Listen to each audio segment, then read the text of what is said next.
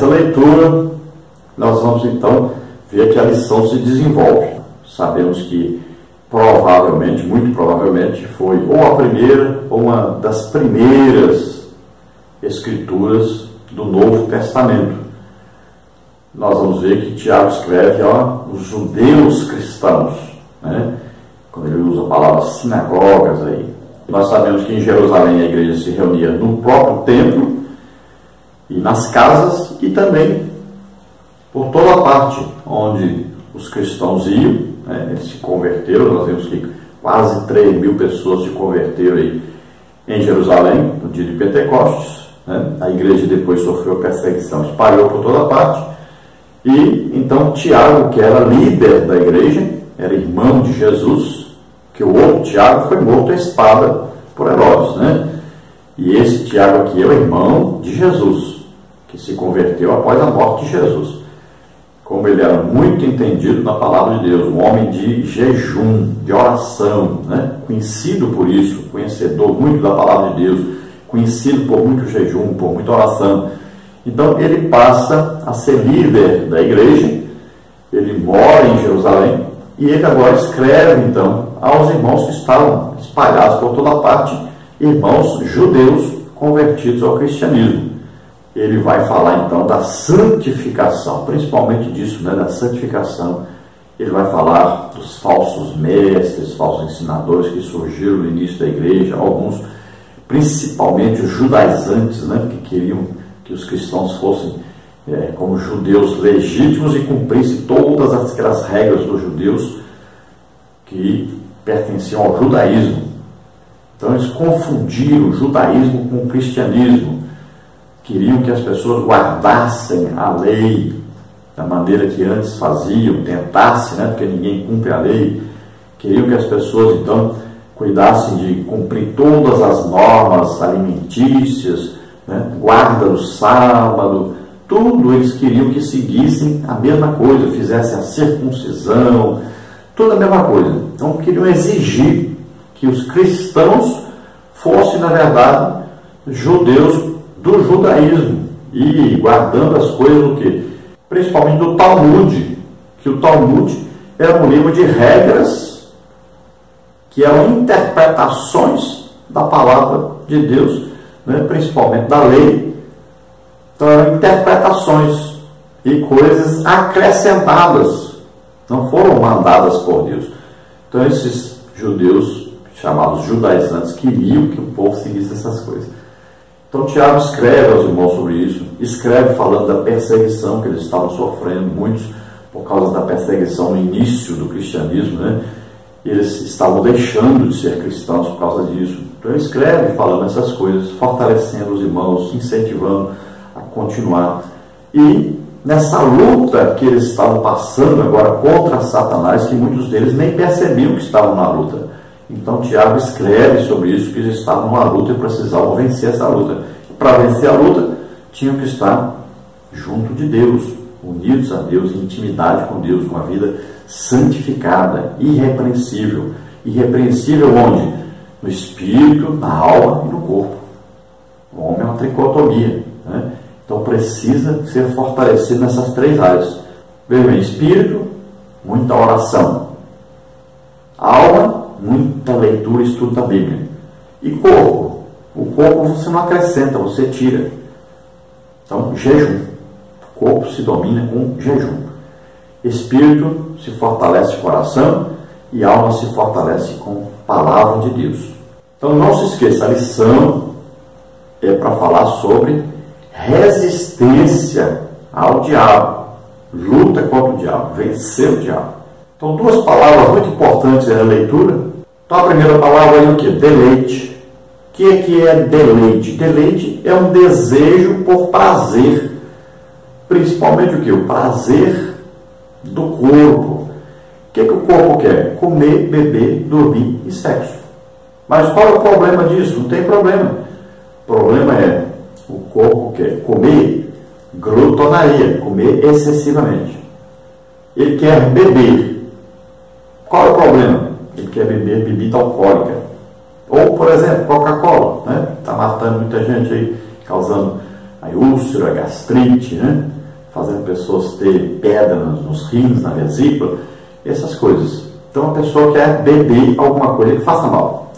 Agora, qual o outro problema? Comer, beber, dormir. Dormir tem problema? Não, o problema é dormir demais, é a preguiça, né? Então a pessoa está deitando muito tarde, assistindo filme pornográfico, às vezes vai para um restaurante, passa lá até de madrugada conversando, falando mal da vida alheia e tal. Aí chega de manhã, na hora de levantar de madrugada para orar, né, para estudar a Bíblia, não pode, porque dormiu tarde demais. Então é o dormir excessivamente. Então comer, beber, dormir, mas ainda tem o que? O sexo. Qual o problema de sexo? Entre o casal, não tem problema.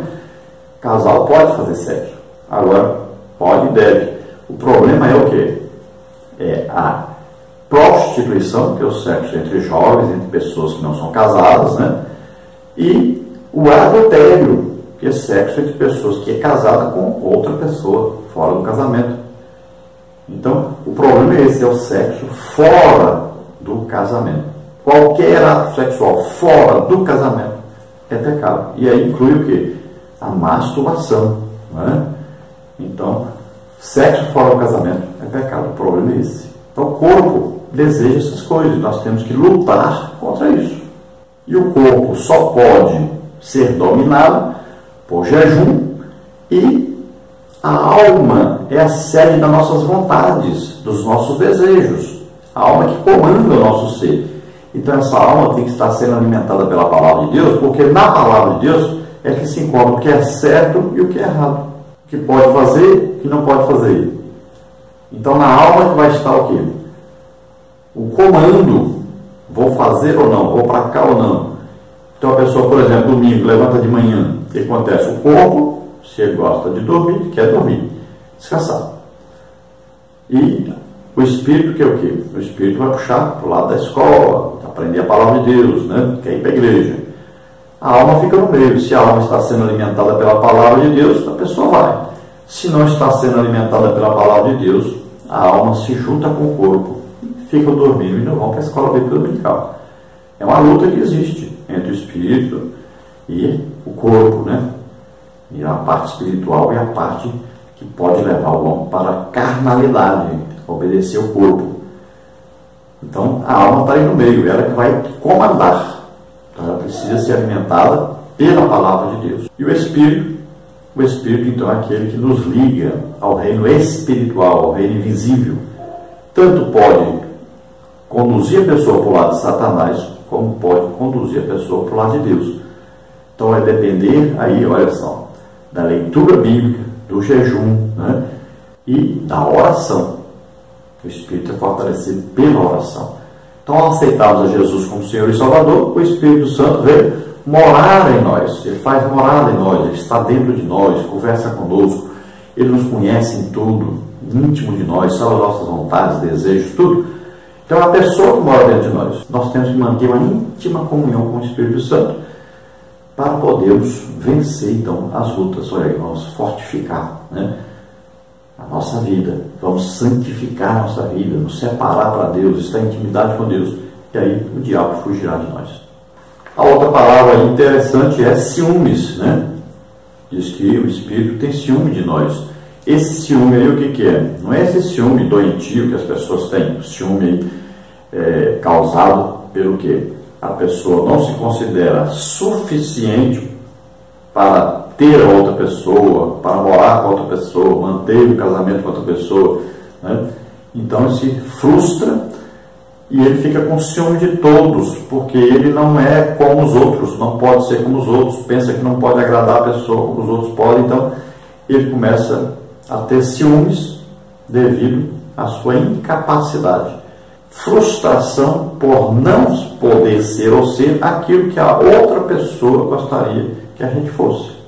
Agora, Deus não é assim. Deus não tem sentimento ruim, é espiritual, totalmente espiritual. Não tem nada de ruim de Deus, nada vem de ruim de Deus. Na verdade, Deus é o quê? Deus sente o quê? É zelo por nós.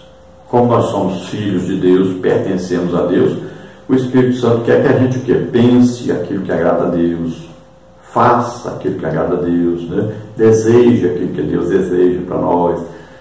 Então Ele quer que a gente seja íntimo de Deus, quer que a gente seja santo, totalmente santo, irrepreensível. Então, quando a gente faz alguma coisa errada, ou pensa alguma coisa errada, ou deseja alguma coisa errada, o Espírito Santo tem zelo por nós.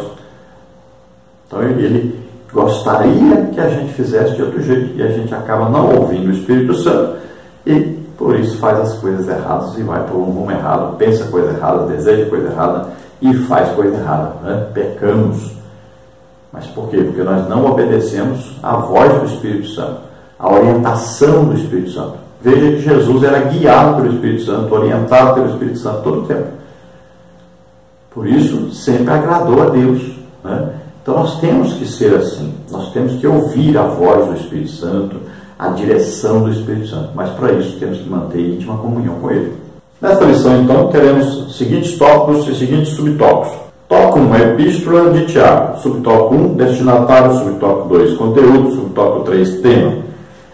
No tópico 2, os deleites da vida. Subtópico 1, guerras e pelejas. Subtópico 2, os deleites. Subtópico 3, cobiçosos e invejosos. Subtópico 4, adúlteros e adúlteras. No tópico 3, resistindo ao inimigo. Subtópico 1, Tiago apresenta a receita para resistir ao inimigo. Subtópico 2, a submissão a Deus. Subtópico 3, os lamentos e os resultados. Vamos então à introdução. Essa seção da Epístola de Tiago é, em outras palavras, um chamado à santidade. A carta dirigida aos cristãos do primeiro momento da história sagrada. Tiago mostra que resistir ao diabo já era um bom começo. A presente lição esclarece por que devemos resistir às paixões e mostra ainda que a amizade comum é inimizade contra Deus. Um bom início de preparação para a aula desta semana é estudar a carta de Tiago. Assim é possível compreender bem o contexto em que se encontra a seção que nos interessa. Logo será possível perceber, em seus estudos, que o contexto da seção versa a respeito do chamado à santidade. Esse procedimento é importante porque a ausência dele permite ao movimento moderno de batalha espiritual distorcer e forçar tanto o texto bíblico. Então, se nós vamos estudar sobre como vencer o inimigo, Satanás, então nós temos que saber que para poder vencer, nós temos que estar em íntima comunhão com Deus. E nós vamos ver exatamente isso nesta parte aqui da Epístola de Tiago. Então ele vai falar com os cristãos, os primeiros cristãos, que eles entraram numa luta contra Satanás, e para vencer essa luta, eles precisam se santificar, se separar para Deus. Precisam lutar contra si próprios primeiro para poder vencer a luta contra Satanás, que está fora. Olha só. Primeiro a luta interna. Vencer a si mesmo, né? É a santificação, separação para Deus. Então nós vamos lutar contra todos os nossos pensamentos, desejos, atos, né? Tudo aquilo que nos chama para longe de Deus, nós vamos lutar contra isso. E aí fala do mundo, então, né? Com as suas concupiscências, seus desejos, suas ambições, né? Então vai falar das coisas que podem atrapalhar a nossa vida, aquilo que vem chamando a gente, vem para cá, né? Vamos dar um exemplo. Faz uma propaganda aí de um homem muito rico, tem um barco, né? Tem um avião, tem um carro bonito, uma mulher bonita e tal. Aí tem lá uma bebida alcoólica. Então, o que é isso? É um chamamento. Olha, você vem para cá, bebe essa bebida, que você vai ter isso, tudo que esse homem tem. Olha só. Então, é um chamamento. O Satanás faz isso. O nosso inimigo, ele vem chamando a gente. Vem para cá, né? Com falsas promessas, né? Mas ele não mostra aquela pessoa com a cirrose hepática morrendo, né? Ele não mostra nada. Ele não mostra aquele homem espancando a sua mulher porque chegou bêbado aí em casa. Ele não olha o sofrimento dos filhos, ele não olha nada. Ele não vai falar sobre isso. Então ele chama, atrai a pessoa com coisas atrativas para a pessoa, né? E a pessoa vai, e lá atrapalha toda a sua vida. Então qual é o problema hoje das pessoas que ensinam batalha espiritual? É porque eles ensinam muito sobre o reino espiritual, né? E achar que podem exigir, mandar em Deus e tudo mais. Mas eles não ensinam que a pessoa primeiro tem que vencer ele próprio. Que a pessoa primeiro tem que ser santo. Senão ele não vai conseguir vencer a luta.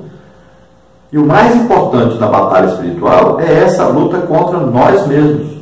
O principal inimigo nosso é nós mesmos. Então nós temos que vencer nós primeiro, para depois poder vencer o inimigo. É assim que funciona. Então nós santificamos nossa vida. De jeito que a gente santifica a nossa vida? Nos aproximando de Deus, nos chegando para Deus, fazendo o que agrada a Deus. Deus é santo, por isso que o Espírito que está em nós é o que? Espírito Santo. Então nós mantemos íntima comunhão com o Espírito Santo. Aí somos fortalecidos em Deus. Então quando o diabo vem com a tentação, né, então nós vencemos e ele foge. É assim que funciona.